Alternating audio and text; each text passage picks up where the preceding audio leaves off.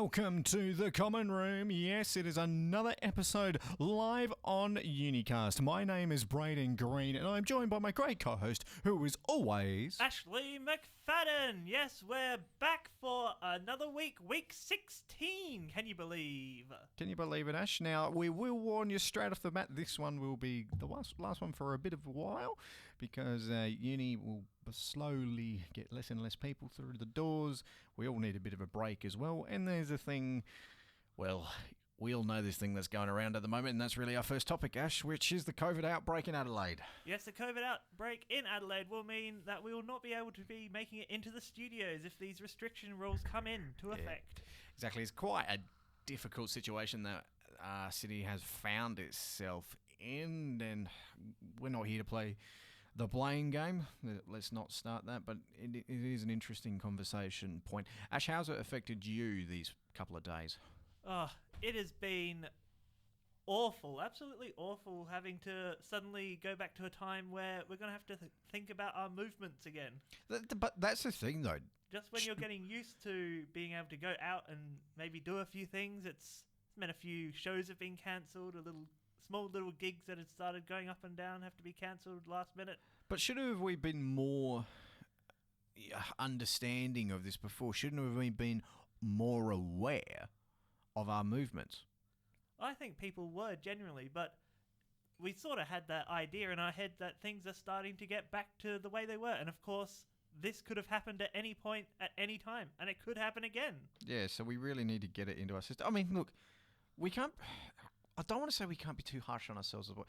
It's a difficult one because we had that long of no cases and everything. Well, we had overseas traveller cases, but there was no community transmission. Yeah, all the cases were completely controlled and we all knew about them. Now it's got out and it's, well, I'm not going to say uncontrolled because they have done quite a good job of tracking down people, but... yeah. Who knows how many people have been affected at this stage? Yeah, that's the scary thing. So please, if you have symptoms, any symptoms, no matter how mild they are, go get tested.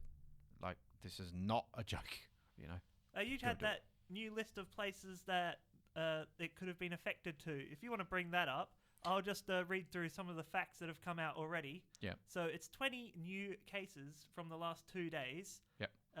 14 extra people who are considered high risk, so they've had contact with them. Yeah. And 4,000 people have been told that they have been in those vicinities that the outbreak could have been taking place. Now, it must be said these statistics are live as of 7:46 on Tuesday night because we're doing it live at the moment. And so if you're hearing the repeat of this on Wednesday 3 p.m, the stats might have changed by then. Yeah, good luck to you people out there in the future land. Yeah, so if you are listening, there are a bunch of new locations out. Please look them up on SA Health to get the full information, but there have been more places added. For example, we've got Adelaide Benson's Radiology on 318 North Terrace, Friday 13th of November from 8:30am to 8:45am. So again, that's only like 15 minutes. So I think it's really interesting going through this list. There's a lot of times that vary. You know, there's some that has been there an hour, there's some that are 2 hours. So please, I'm not going to read them all out because I want you to make sure you get the information right. That was one that's all the details on there for that one at Benson's Radiology. But there are other places that have been affected, you know, and I'm sure these places have been doing all their hygiene, but we want to give that warning out to you. There's a big one, I will give you a warning, the Elizabeth Shopping Centre on the Wednesday, 11th of November from 10am to 10:45. So these are just watching for symptoms. All right, you don't have to go self-quarantine. You only need to get tested if you have symptoms, and you must monitor yourself. I cannot make that more clearer. All right, so if that's any visited the below locations during the listed times, you do not need to self-quarantine, but monitor for symptoms. You only need to get tested if you have symptoms. Got to make that clear. Beautifully done, Brayden. You've been very thorough and journalistic, as you always are. But what? I'm worried about the Aquadome. That's a big one to me. I mean, I know we're not epidemiologists here, and we're not healthcare professionals. But to me, that is worrying. In that it's not so much just the environment that obviously will spark a lot of worries. A lot of people visit that centre. I think it was hot in those days that they thought it was there, wasn't it? It was the 40-degree days, wasn't it? I don't know. We're not gonna call them out, Ash. We better not take guesses here. But yeah, I mean, look, back to your point of the Aquadome. it's a well-known family attraction, so that is worrying. There's no doubt about that. I mean, there's other shopping centres are also a worry too, just because how many people have walked through them. But getting back to this point, I must admit, I walk through the city every day. I walk through the city every working day. Social distancing has not been as well enforced as it should. Now, I'm not so much on the enforcement, not so much the COVID marshals and stuff like that. I mean, I think the public itself we've let ourselves down a bit. People are definitely relaxing, and that's the one thing you can't afford to do if another outbreak happens. No, exactly. So that's my point. I'm worried about that, and I'm hoping if we get this under the control, this is the kick in the bum the city needs. I'm really glad to hear that all the states have, some of the states have been offering support. A lot of people have been talking about this border shutting, Ashleigh. Let's be honest, we'd probably do the same thing if this had happened in another state. Oh, no doubt about it, would be shutting the borders, and you know what? It'd be the right thing to do. Yeah, I don't find much. The only trouble that I have, maybe, and this is up for debate, for the people that have gotten over there, and they're told they must 2-week quarantine. Now some of them been escorted to facilities we've been hearing.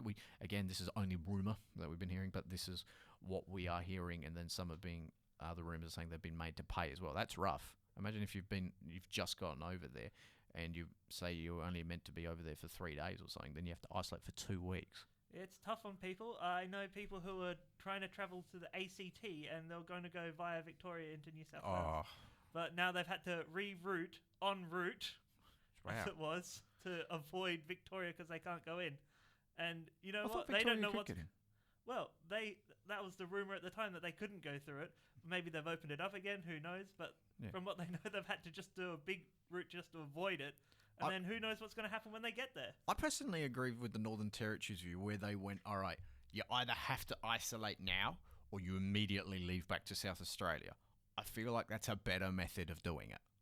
What do you think? It's a tough call, but you know what? It seems to be the fairest. Yeah, I feel like it's the fairest on the people that have made it. So I really do feel sorry for these people as well. And let's be honest, I feel sorry for for the people that have got COVID as well. I think that's kind of forgotten in all this period because we're angry. Let's admit, we're angry as a public. We're really angry that this has spread again. But it is a disease that we don't know a lot about. And we definitely do not want to get. It's not a disease you want. And it's not even that. Let's be honest, it can kill you. So our hearts do go out to that family, and we hope they get better. Or anyone that gets it. You know what I mean? And hopefully they're being safe at the same time. It can be very devastating for families who have health conditions or elderly people in those families and communities. And you've really got to be sensible. That's what we're trying to say on the Common Room. You've got to be sensible. Yeah, we are trying to be rather serious about this because this is a rather serious issue, of course, and we hit a different demographic, I'd say, of audience. So this is rather important, and we need to get this right as not only a city, as a state, and hopefully you don't want it to spread into these regional areas of South Australia, for example. Imagine if it got into a town like Victor Harbour. Oh, it would be devastating. Yeah, it would because I don't think the population could stand a virus like that, nor the medical facilities. Excellent as I'm sure they are, I don't think they're ready for a pandemic. No, not many places are ready for a pandemic. Well, no. We're trying to get them ready. Even the RA struggles if we're going to get this many cases. Yeah, exactly. It is quite scary. Now, let's be honest. How are we going to get through this period? There's only one way we can get through this. And that is working together. That is thinking of the community, not of the individual. We don't want people individualistically going out, panic buying, taking all the toilet paper off the shelves. Seriously. This is beyond I've already the seen joke. pictures of it. Apparently it is happening. Oh, yeah, but it's not the way we're going to move forwards in this pandemic. And also, you've got to be thinking about, if I'm a person who is around the people who could be at risk, I should be be as precautious about catching the disease as the people who are at risk. Yeah. If you get the disease and you pass it on to someone elderly or if they've got medical conditions, you are as culpable as if they go out and do the exact same thing. Two things I want to mention here. So my family apparently went down to Costco. I heard rumours about Costco. It was one of the two. Apparently 15 pallets of toilet paper went in this period of 2 hours. Wow, that is... Or an hour, something like that. That's nuts. Yeah, that is frightening. And it's frightening to see that the very next day you see a long line of people before it's even open. That's still not helping the situation at all. I get that there's a fear, right, that some of the products are going to be gone. I'll give you an example. My cousin's got a son that can only drink soy milk. So she was really panicked. All gone within, like, however many hours of the first report. And she's now struggling to find it. So obviously she's got no choice. She has to go look for, this formula or this milk, But for the people that... And what's really amazing to me, people are grabbing more than what they need anyway. That's where the real problem comes. It's when you're taking more than you need. It's more than you're ever going to use. I think we've still got the toilet paper we bought at the start of the last pandemic. Yeah. Outbreak. Well, here's the other thing. Other thing for me is that we're now... So I've got... how do you say this? It's a difficult one. It's difficult to comprehend that mindset. You know what I mean? It's a selfish mindset to the point where it's not even... You're not even... Do you know what I mean? It's more like self-preservation. It's protecting the self. It's a primal human instinct. But we have to fight this instinct if we're going to protect the community. And that's what it's about. It's protecting the community. And that goes for your work community as well. I'm sick to death of people saying, "Oh, I'll just go to work. I've even got a sniffle," but it's only a sniffle. No, because even though they say, "Oh, it's because to protect myself, I can that way I can support myself through work and money." There's financial systems and schemes out there to help you through this for one, and you're putting your whole workplace in danger. Not only your own families but their families as well. I remember when the start of the pandemic, and this is a bit rough. I know what I'm about to say. It was quite rough at the time, but because I remember there was 3 workers that were complaining that they weren't going to get compensation. They said, "Well, we're just going to come and work sick." And I said to them, fine, you can put your own family at danger. That's your, prerogative. That's your own decision. You will not dare put my family in danger, because that's what they're doing. They have the ability to put your own family in danger. That should not be... That mindset blows my mind. You're so selfish that your work colleagues, friends, have got a chance of dying. Now, what we've seen in a lot of other countries and a lot of other states is everyone's wearing a mask. Do you think it's time for SA to wear a mask? Yes, I mean, I'm trying to find one now. I'll be honest, I am trying to find one. It is quite a difficult time at the moment, but I will be trying to find one. What about you? I think it's going to be time to start wearing a mask out in public. I really do. I think it could have really helped on the public transport, for example, the cases that they think could be spread on public transport if people were wearing a mask. Yeah, exactly. I mean... I think it's time to make it part of what you wear when you go out. Yeah, and there's a lot of, studies that show that it doesn't affect your breathing as much, and everyone's worried about that. It's just, there's so much that you can find out there, except just people are not willing to listen. People can breathe while they're swimming. I think you can breathe wearing a mask. Yeah, exactly. That's the angering thing. Anyway, it's time for a music break. That was quite heavy, Ash, for our first one, but it was needed to be said. It must be said. Now, let's hopefully I play this right. We're still getting used to this live system, Ash, but this should be Smash Mouth All-Star. Can I get it right? Let's see.